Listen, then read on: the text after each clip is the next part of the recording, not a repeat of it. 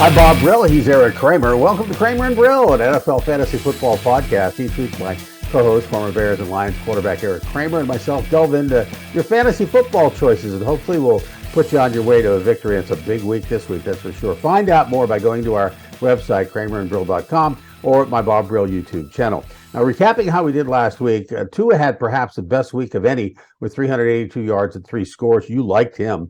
We both liked Hurts, and his 4 TDs said it, pretty much all of it. Dak Prescott, who came back with 250 yards and a total of 3 touchdowns. And Justin Fields wasn't bad at all, accounting for 3 scores, despite losing to a tough Dallas defense that really tried to keep him locked up. I am so impressed with the evolution of Chicago's season so far. In the middle of their running game becoming the league's best, they just topped 200 yards 3 games in a row. Fields' recent ascension, I feel like when I'm watching him, I'm watching sort of a younger Dak Prescott all of a sudden. And then given that the receivers now were taking some slack, which they never deserved, and it was just a matter of time before Justin Fields turns it around, which he now has. In the middle of all that, to me, Ryan Poles may be the MVP of their last couple of weeks, given the trades that just ensued, with getting rid of who was a great pass rusher in Robert Quinn, and then the up-and-coming Roquan Smith, who personally I thought was not playing well, despite all of the tackles, leading the league in tackles, great. He can't take on a block. And so, and they've suffered because of it. So I think Ryan Poles got rid of 2 salaries, and more importantly, two players with 2 soon to be, in terms of Roquan Smith's case, big salaries. Again, they've stockpiled an enormous lottery of high draft picks, in addition to having probably, I guess, one of the, or if not the, most salary cap space coming into next season. And, and we're going to get to it here in a little bit. And they just traded with Pittsburgh to pick up Chase Claypool and gave away a set. I mean, it just. I thought you'd be paying attention to that. Yeah. Thanks for having my bag on that. Yeah, exactly. It's like, I'm about ready to cry. We'll get to that in a little bit. But anyway, I'm glad to hear you say Justin Fields looks like a younger Dak Prescott. I'll tell you why. My wife has been bugging me the last couple of days. What's Eric going to say about Justin Fields? What's Eric going to say about Justin Fields? And I said, I don't know.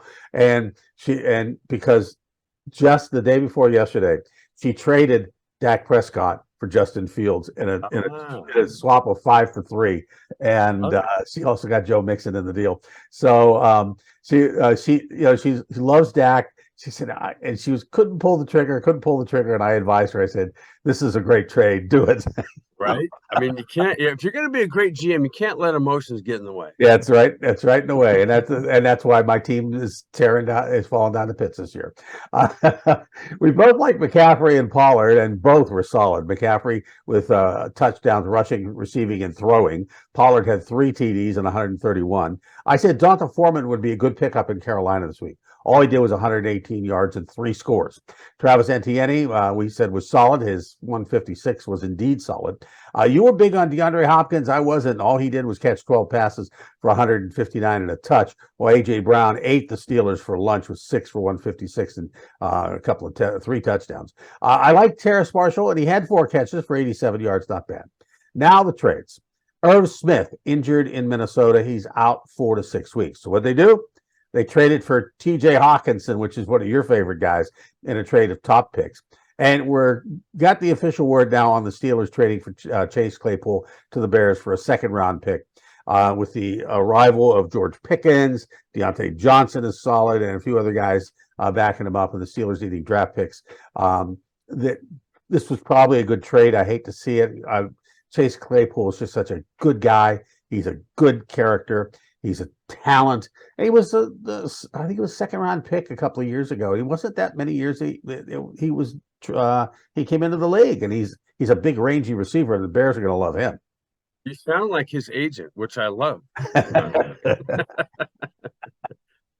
Well, look at the injuries. Look for backups to Gus Edwards and Rashad Bateman of the Ravens. Keep an eye on the Patriots. Devontae Parker at wideout suffered a knee sprain. Biggest loss may be to the Saints. Mark Ingram, MCL, out 4 to 6 weeks. Now that should elevate Dwayne Washington up a notch to backup Kamara. And the Bears, well, they sent, as you mentioned, Roquan Smith and the linebacker to Baltimore for picks, and they picked up AJ Klein in the deal. So I'm not sure how it's going to work out, but we'll see. I know you like that deal, and that's good enough for me. Bye week, teams which are on the bye this week. We had 6 of them. Last week we only had a couple. This week we had 6 teams on byes. The Browns, the Cowboys, the Broncos, the Giants, the Steelers, and the 49ers, which means my team is wiped out this week. So if you have guys on those teams, you really got to look hard. And it's going to be a big week because the running backs are a lot of guys in the mix there. Thursday night, Eagles and Texans, as the NFL says, na again to Amazon with another week 9 snoozer. Eagles all over the Texans, so start them if you have them. I wouldn't start anybody on this team. I agree with you as far as the Texans go. The Eagles, I mean, Jalen Hurts, in my opinion, he, along with Micah Parsons, are positioning themselves for MVP of the league race. And I just think the Eagles, like you said, A.J. Brown, there's no answer for that guy. He was kind of their missing part, along with Jalen Hurts' ascension as a now pocket passer, read defenses, move safeties around the field. It's awesome to watch these guys. Chargers and Falcons coming off a bye. Chargers don't have one. They only have one healthy wide receiver on the roster. So if you're looking for a wide receiver, I would take a look at tight end Gerald Everett and wide receiver DeAndre Carter, who's down on the list, but he's the only healthy guy on the roster. For Atlanta, both Mariota and Kyle Pitts are both worth a start. Wait, did you say Mariota is worth a start? Yeah. Please name one game where he has actually been good fantasy-wise this year. I'm just saying this year. I thought last week he did pretty good. All right. I mean, I give him. Nobody's got him on his roster or her roster as a GM. I can tell you that. No. I take a pass actually on both teams here because, like you said, the Chargers are spiraling down the drain for some reason I can't figure out. And then obviously the Falcons, to me, have nobody fantasy wise. We're starting. Keenan Allen's back, but last week did nothing, and so the week before. And so, yeah, I just think with Herbert still nursing what seems to be an issue with his ribs, there's not a guy on either team I'd start. I'm going to take a look at Mariota just for grins. Say Las Vegas. Okay, there we go. That's how did he do last week? Quarterback, all offensive players. Marcus Mariota. How far do I have to go down the list? Well, it was last game. That was his best game of the year. Yeah. Let's see. What did he do? Wrong team. Why am I thinking? Who's he play for? He's Atlanta. Mariota. So he ran for. I mean, he passed for a little over 200 yards, 250 or something. Yeah. Let's see. Atlanta. There we go. Atlanta. Marcus Mariota. Yep. 20-28, 253, 3 touchdowns. He did throw 2 interceptions, and he ran for 43 yards. So maybe he breaks out. That's what I'm saying. That's by far his best game of the year. And he's playing against a team that isn't really all that great right now. So I think he'll be okay.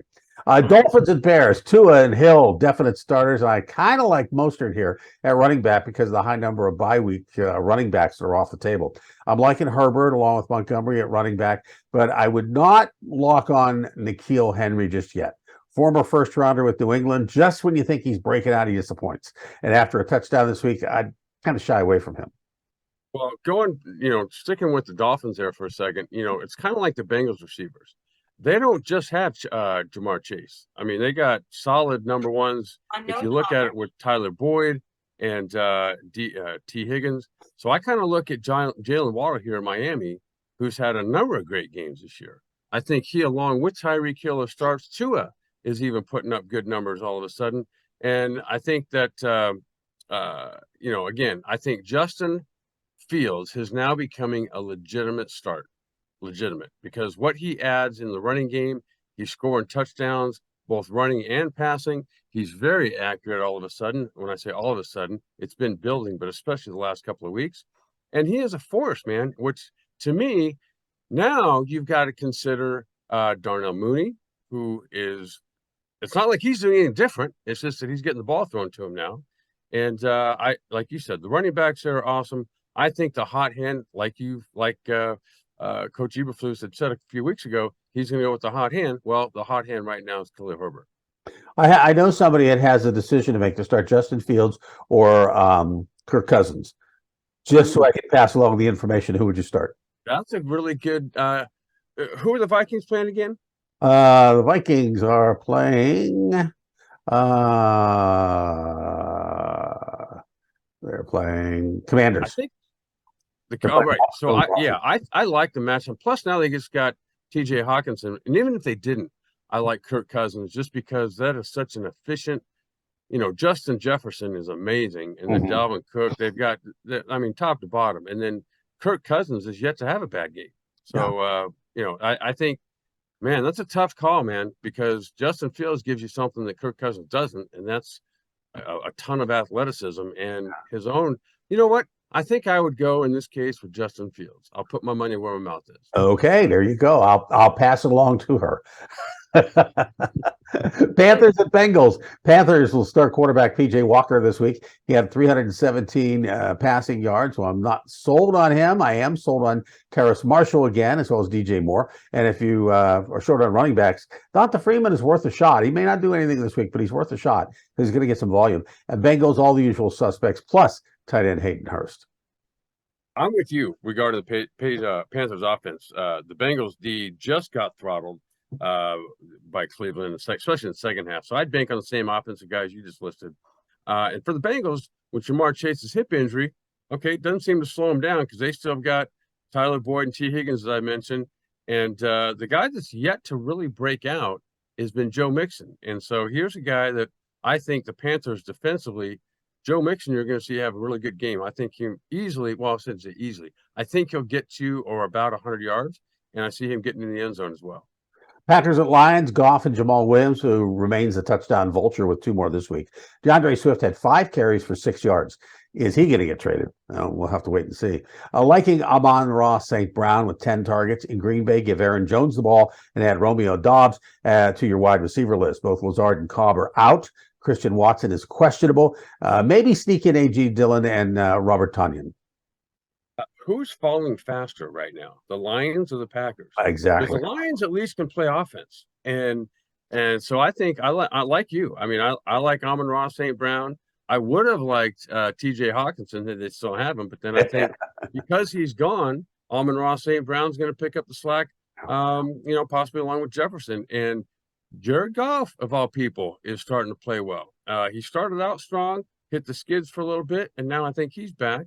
And the Packers really don't present many problems for me looking at them defensively. So, I like the Lions to even win this game. This could be the one that snaps them out of their 5-game skid or whatever they've been on. We'll have to see if you win Terry's money this week with that one. Raiders at Jaguars. Mac Hollins stepped up, 7 catches. Foster Moreau added 6. But what about that was what it was all about last week with Waller out. Darren Waller, he's out. So Moreau is the man and a good pickup if you don't have him. He's available on a lot of waiver wires. Devontae White was a ghost last week, but just against Jacksonville, he may be ready for a return. Halloween's over. So Derek Carr had his worst week as a starting pro, but could return this week as the Jags D has fallen on hard times recently. For the Jays, Etienne and Kirk always are both solid plays.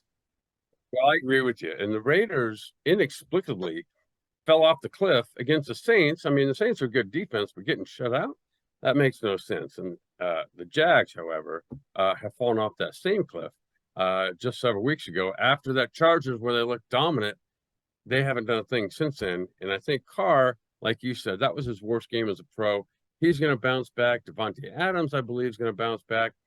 Josh Jacobs is too good, just really too good to be kept down this long. And then for Jacksonville, to me, it's Travis Etienne. He's been the last 4 or 5 weeks. Now that James Robinson's gone, he's it for Jacksonville. Colts and Patriots, I like Pittman and I like Pierce at wideout, but not so sure with Sam Ehlinger under center. I'd stick with Jonathan Taylor on the ground, of course. If you have other receiving options, I'd go with them. Patriots, Ramondre Stevenson and Jacoby Myers, and both solid starts. But I'm not on the Mac Jones bandwagon yet. I do like Damian Harris here if you can trust any New England running back ever. I think you can, and that guy would be Ramondre Stevenson right now. not only for what he's giving you on the ground, but what he's given you the last couple games in the passing game. And clearly Myers, Jacoby I'm talking about, and Mac Jones have some chemistry going. He's the guy that even though, like you, I can't count on Mac Jones. I don't think anybody can, but I think Jacoby Myers can. And I think he's a guy that has built that sort of trust. Uh, uh, and then you flip over to the Colts. Okay, what's everybody said for 20 years now, the one thing or even longer about Bill Belichick? He will take whatever you do well, he'll take that away. Just like he did last week with the Jets running game, he'll do the same again here. And so there's no way Sam Ehlinger, who's really what he can do is run the football. He cannot pass in the pocket. So I don't think anybody for the Colts is going to thrive against that defense. Bills and Jets, no issues in Buffalo. Start them if you got him. While on the Jets side of the ball, don't jump on the Zach Wilson bandwagon just yet. Give it one more week if you can. Now, this is a tough Buffalo D. I'm liking Conklin and Garrett Wilson and a full week of James Robinson to get to his sea legs back, or maybe air legs, since it's the Jets. I like it, and first of all, I don't know really that there is a bandwagon for Zach Wilson just yet. I think whatever wagon there is have no wheels on it right now or no wings, and he's got to learn how to make some good decisions, because if no one's open, throw that freaking thing away or eat it, take a sack, don't serve it up to the other team. And in this game, again, I think the Bills, everybody saw not just how good they are offensively, but defensively. This is a phenomenal team. And so the Jets, no, this is not the team to come back on if you're not doing well offensively. And so I think the Bills, Josh Allen is phenomenal. He does so many things well. In fact, he's Justin Fields running the ball, but, in his prime, Aaron Rodgers throwing the ball. And I think so. Anybody that he's basically throwing to is on the recipient end of that. And I think the other guy I think about here too is if you have him, Devin Singletary, you're going to go up against a pretty good Jet defense, but their quarterback is giving other opposing offenses very short fields. Vikings and Commanders. Vikes are pretty solid here, but keep an eye on Thielen, who's battling an injury. And Hawkinson is, midweek trade.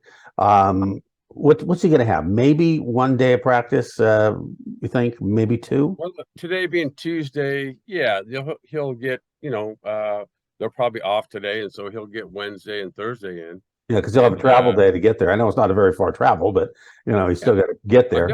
Yeah, and give him a package of plays where he's got 5 or 6 passing plays, and he'll be just fine. He's that red zone target opposite Justin Jefferson that they've needed. Yeah, and if anybody can work a guy in, it'd be Kirk Cousins. So, and it's not like they're rookies. So, KJ Osborne should get the extra work here as well. Antonio Gibson seems to have found favor again, so he's a start along with Taylor Heineke on the Washington side. McLaurin and Curtis Samuel, I think, are always good starts. It's me for Washington, McLaurin, and that's it. This guy is on another level than anybody else on that roster. As for Minnesota, if you've got Cousins and aren't already starting him yet for some reason, he is a definite start. And then you've got Cook and Jefferson. And now with the addition of Hawkinson, he's a guy that I would consider. If I didn't have, he's a top tight end. He's certainly in top 5 in numbers with Detroit. And so there's no reason to think they won't have, like I just mentioned, a package of plays, especially in the red zone. So, and that's what you're looking for. You're looking at maybe 50 yards receiving and a touchdown for tight end. That's Hawkinson all day long. You got it. Seahawks and Cardinals. Kenneth Walker came back down to earth, but not for long. Stick with him at running back, along with Geno Smith and the wideouts, Metcalf and Lockett. Kyler Murray and DeAndre Hopkins seem good to match up in Arizona. And I like Rondell Moore here as well, but I really like Eno Benjamin, especially with James Cook out and I'm sorry, James Conner out. I hate to spell correct. James Conner's out, and Eno Benjamin will step that one up. And Darrell Williams being ineffective, I think Eno Benjamin's going to step up and have a good game. Well, like you, I like all Seattle Seahawks, especially Geno Smith. This guy is on fire. Kenneth Walker, there's no way he's not coming back. And then, again, we had mentioned, a week or two prior when DK Metcalf went down with an injury, Tyler Lockett was going to step up, and he has. So I think that's the guy. Geno Smith, Tyler Lockett, Walker's coming back for sure. And then for Arizona, to me, it's two people, Kyler Murray and Hopkins. They're special. This is going to turn into some sort of shootout in the second half, and those will be the two consistent guys that will take advantage of that. Rams and Buccaneers. Rams have fallen on hard times. Keep an eye on Cooper Kupp. He's battling an injury. He's likely to be ready, though. I'm okay with Robinson and Higbee, but that's it. For the Bucs, it's Mike Evans and Chris Godwin. And if Tom Brady's head is in the game, I think he's fine. I'm off Fournette this week against the Rams defense. Crazy. If you were looking at the schedule, and this was this time last year, looking at these two teams playing, there'd be fantasy starters all over the place. And yet this week, it's like, is there one?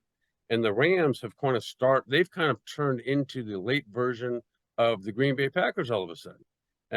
There's nobody you could even look at and go, well, that's the guy, because they don't have one. And then the Buccaneers, again, Tom Brady, to me, his body posture and his talent seem to have eroded all at the same time. Yeah. And then Mike Evans, yes, he had a great game last game, but he's also the guy that the week before dropped an easy touchdown that was right in his hand. So if there's one guy in Buccaneers territory you can count on, to me, it's Mike Evans, but he's got to have a guy throwing to him that's on that day. And will Brady be? I don't know, but you're right. Fournette in that running game is, for the moment, over. Titans at the Chiefs. So what's not to like about Derrick Henry and Dontrell Hilliard? It figures to be Malik Willis again with Tannehill out. He only threw 10 passes, ended up running 5 times, neither with much success. And the Chiefs, well, they'll be all over that. Casey coming off a bye is healthy, so if you have him, play him. I love Derrick Henry. I mean, you cannot play. If they had 3 games a week, I'd start them all 3 games in fantasy-wise. And I don't see another guy, though, on their roster. Malik Willis is certainly not in that category, not yet, anyway. And for me, anyway. But and the guy I'd really pay attention to in Kansas City, we know about Mahomes and Kelsey. Those 2 are locks every week. And now the guys that are stepping up are Valdez Scantling and Smith-Schuster, of course. But the guy that really is kind of, in my estimation, within the next game or 2, will supplant Edwards-Helaire is Isaiah Pacheco. This guy is a fire. He's Tyreek Hill, bigger, stronger, and I wouldn't say faster, but for his position, as fast and just as intense. Monday, Ravens and Saints. This would probably be a balls to the wall game, and it still may be, but Ravens maybe without Edwards and Andrews, so Drake and Likely will get the extra work. Likely had his best day as a pro, 6 catches, 77 yards, and the score looked really good. He's an up-and-comer. Andy Dalton, it's a return to the AFC North against the Ravens, so I'd expect them to play well, along with Kamara, Chris Olave, and Hill. Hill had 10 carries for 61 yards last week and a catch and 1 complete pass on 1 attempt. I like him at tight end again. And with the situation where, it's only Kamara in the backfield, Hill may get some wildcat shots back there as well. I like it. The Ravens, to me, they're an enigma. They started out like Lamar Jackson started out like, here's your MVP. He's going to end up with 40 touchdowns, passing, and who knows, 20 running. But then he just fell off a cliff and then took the whole offense down with him. There's nobody there that I play right now. Andy Dalton, conversely, for the Saints, has just steadied the ship. And all of a sudden, they look like a contender. And so now you've got Kamara and Olave. And as you mentioned, Taysom Hill, who can be a spot, because he's such a jack of all trades offensively, and they're finding all kinds of ways to keep him involved and be consistent. Even if he doesn't have a phenomenal game, he's still, as you have him playing as a tight end, he's still going to be up there with points every week. And there you have it. Another edition of Kramer and Brill. Find out more by going to our website, kramerandbrill.com, or on my Bob Brill YouTube channel. For my friend and colleague Eric Kramer, I'm Bob Brill, and we'll see you next time.